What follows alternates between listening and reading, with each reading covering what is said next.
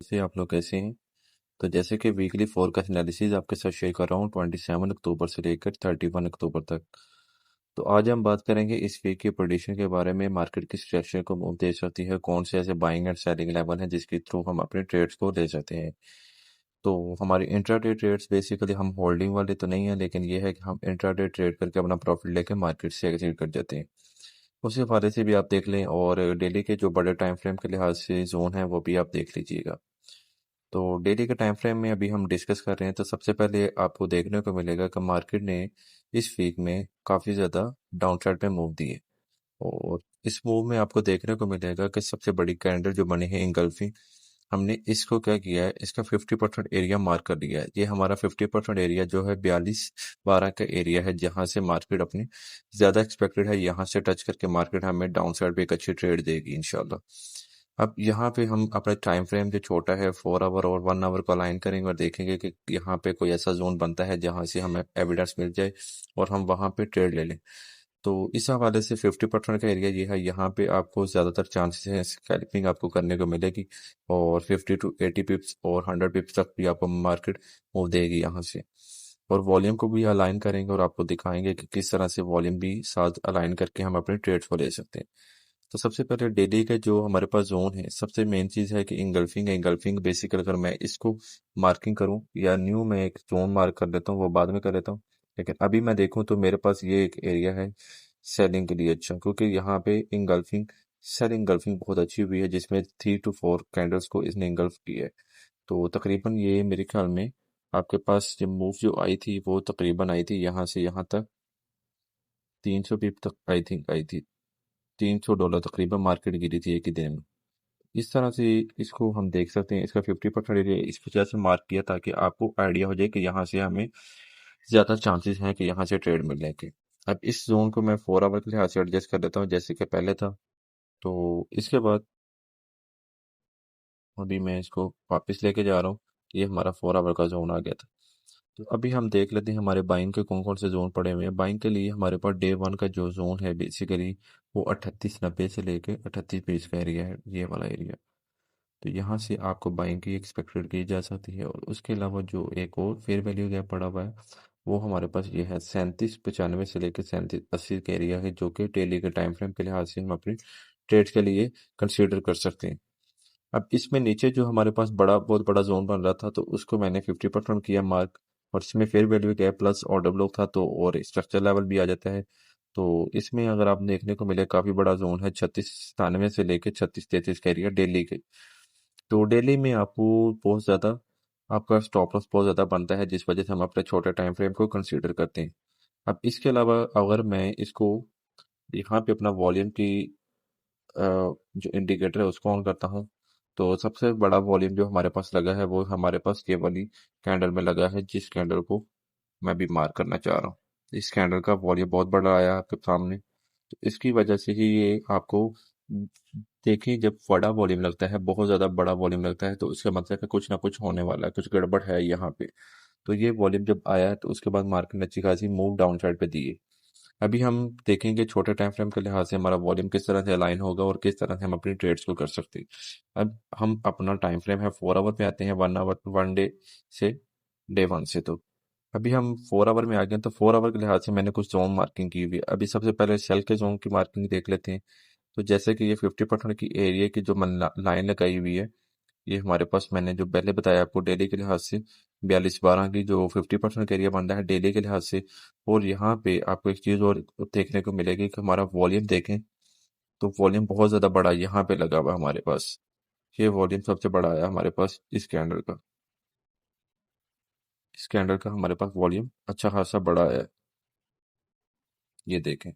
अब इस वॉल्यूम को मैं इस वजह से देख रहा हूँ क्योंकि इस वॉल्यूम को अगर ये ब्रेक करती है मार्केट, यही बात मैंने पहले बताई है कि ये 42-12 का एरिया जो है, ये 50% का एरिया तो है, लेकिन यहाँ पे अगर मैं यहाँ तक देखूँ, इसको मैं करता हूँ अभी डिलीट, और ये एरिया अगर जैसे कि 42-25 के ऊपर अगर क्लोजिंग हो जाती है तो आपका बहुत बड़ा हाई लगने वाला है नेक्स्ट।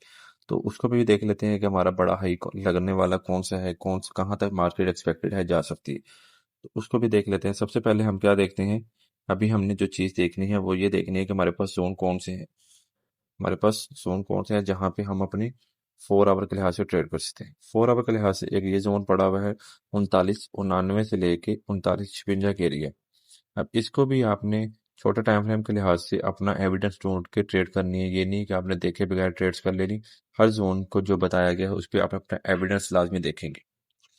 इसके बाद जो 4 आवर के लिहाज से आपके सामने अगर सेल की बात करें तो सेल में ये एक अच्छा जोन पड़ा हुआ है फेयर वैल्यू गैप का 42 से लेके 42 का एरिया।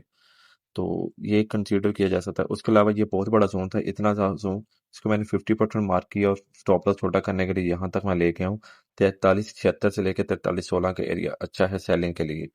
और कंफर्म आपने जब मार्केट इसको इस एरिया को ब्रेक करेगी, जो मैं अभी ये लाइन के ऊपर मैं बताना चाह रहा हूँ, इस लाइन को अगर क्लोज करती है 4226 के ऊपर क्लोजिंग देती है तो समझ लें कि यहाँ पे आप स्कैल्पिंग करेंगे। ये नहीं है कि लॉन्ग टर्म ट्रेड का होल्ड करके बैठ जाएं, स्कैल्पिंग करेंगे, इससे बड़ी ट्रेड ही लेंगे आप। इसके बाद हम आते हैं छोटे नीचे वाली साइड पे, हमारे डाउन साइड पे कौन कौन से जोन है। तो वो डाउन साइड भी हमारे पास एक बाइंग का ये अच्छा जोन पड़ा हुआ है। उसके अलावा ये अच्छा डे वन के लिहाज से है। यहाँ पे अगर मैं 4 आवर के लिहाज से मार्किंग करूँ तो कुछ इस तरह से बनती है हमारी मार्किंग। एक तो स्ट्रक्चर लेवल है, सपोर्ट लेवल भी बनता है बेसिकली। सपोर्ट के अलावा नीचे आपका ये पड़ा हुआ है ऑर्डर ब्लॉक भी पड़ा हुआ है। तो ये एरिया आपका 4 आवर के लिहाज से कंसीडर किया जा सकता है। अच्छा बाइंग का लेवल है, यहाँ से आप अपने ट्रेड्स को ले सकते हैं। इसके बाद आई बात यहाँ पे, अगर मैं आऊँ तो यहाँ पे अगर मैं छोटा करूँ इसको अपने लिहाज से, तो ये मेरे पास एक अच्छा बाइंग का लेवल है 4 आवर के लिहाज से। 4 आवर के लिहाज से 3684 3641 के एरिया 4 आवर के लिहाज से अच्छा है बाइंग के लिए। अगर इतनी मार्केट नीचे आती है तो आप यहाँ से बाइंग एक्सपेक्टेड कर सकते हैं। और कोशिश करें अपने एविडेंस के साथ ट्रेड करें। और इसके बाद अब अगर हम छोटे टाइम फ्रेम 1 आवर पे आते हैं, जो कि इंट्राडे में हम ज़्यादातर यूज़ करते हैं, तो इंट्राडे के लिहाज से सबसे पहले आपके पास सेलिंग का जोन ये है 42.5 और 41 से 87 का एरिया सेलिंग के लिए फेयर वैल्यू गैप का एरिया है। इसके बाद हमारे पास अगर मैं देखूं 1 आवर के लिहाज से रिसेंट जो फेयर वैल्यू गैप बना है वो है 4078 का एरिया 4065 का एरिया। ये है हमारे पास बाइंग का लेवल। और इसके बाद अगर डाउन साइड पे देखने को मिलेगा हमें, ये एरिया हमने 4 आवर के लिहाज से निकाला हुआ था, तो इसको मैं ये लिक्विडिटी बेसिकली यहाँ पे जनरेट हुई है, तो यहाँ पे एक्सपेक्टेड है आपको स्कैल्पिंग करने को मिलेगी। लॉन्ग नहीं है आपके लिए ये ट्रेड। लॉन्ग ट्रेड करनी है तो इस एरिया से आप अपनी लॉन्ग ट्रेड कर सकते हैं। ज़्यादा एक्सपेक्टेड है 3898 से लेके आप जो भी ये एरिया है इसके अंदर अंदर आप ट्रेड करेंगे।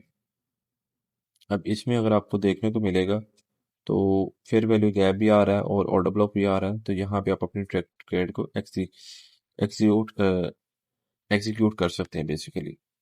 तो इसके बाद H1 के लिहाज से अगर मैं देखूं तो मैं ये एरिया मार्क करके बैठूंगा, ये वाला एरिया। ये 3776 से 3760 का एरिया बहुत अच्छा है बाइंग के लिए। और उसके बाद मैं जो बात कर रहा था आपके साथ वॉल्यूम की, तो वॉल्यूम की बात कर लेते हैं। 1 आवर के लिहाज से वॉल्यूम जो मैंने बताया था और 4 आवर के लिहाज से मैंने बताया था आपको ये 4226 का एरिया। लेकिन हम अगर H1 के लिहाज से देखें तो हमारे पास कौन सा ऐसा जोन बनता है, ये देखें ये बड़ी कैंडल बनी है। इस कैंडल का मकसद है 4188 से भी ऊपर क्लोजिंग हो जाती है तो समझ लें 4 आवर तक चलेगी ये ट्रेड। 4 आवर मतलब 42 तक ये मार्केट चलेगी अगर इसके ऊपर क्लोजिंग दे देती है ट्रेड। तो इसको आपने देख के चलना है। वॉल्यूम को अलाइन करने का मकसद ये है कि ये आपसे हमारी एक्यूरेसी बेहतरीन हो जाए। और साथ ही साथ आपने ये भी चीज़ें नोट करनी है कि आपको जोन किस वजह से